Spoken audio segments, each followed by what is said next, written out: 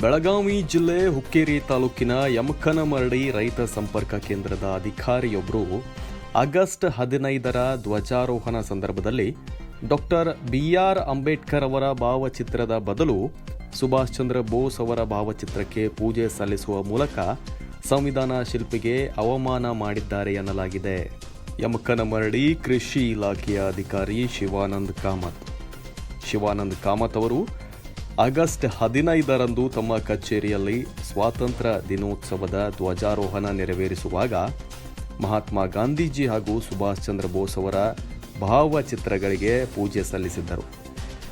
ಅಲ್ಲದೆ ಆ ಫೋಟೋಗಳನ್ನು ಸಾಮಾಜಿಕ ಜಾಲತಾಣಗಳಲ್ಲಿ ಹಂಚಿಕೊಳ್ಳುವ ಮೂಲಕ ಉದ್ದಟತನವನ್ನು ಪ್ರದರ್ಶಿಸಿದ್ದಾರೆ ಎಂದು ಆರೋಪಿಸಲಾಗಿದೆ. ಸ್ವಾತಂತ್ರ್ಯ ದಿನಾಚರಣೆ ಮತ್ತು ಸಂವಿಧಾನ ದಿನಾಚರಣೆಯ ಸಂದರ್ಭದಲ್ಲಿ ಡಾಕ್ಟರ್ ಬಿಆರ್ ಅಂಬೇಡ್ಕರ್ ಅವರ ಭಾವಚಿತ್ರವನ್ನು ಕಡ್ಡಾಯವಾಗಿ ಇಡಬೇಕೆಂದು ಸ್ಪಷ್ಟ ಆದೇಶ ಕೂಡ ಇದೆ. ಹೀಗಿದ್ದರೂ ಕೂಡ ಈ ಅಧಿಕಾರಿ ಶಿವಾನಂದ್ ಕಾಮತ್ ಅವರು ಈ ಆದೇಶವನ್ನು ನೇರವಾಗಿ ಉಲ್ಲಂಘಿಸಿದ್ದಾರೆ.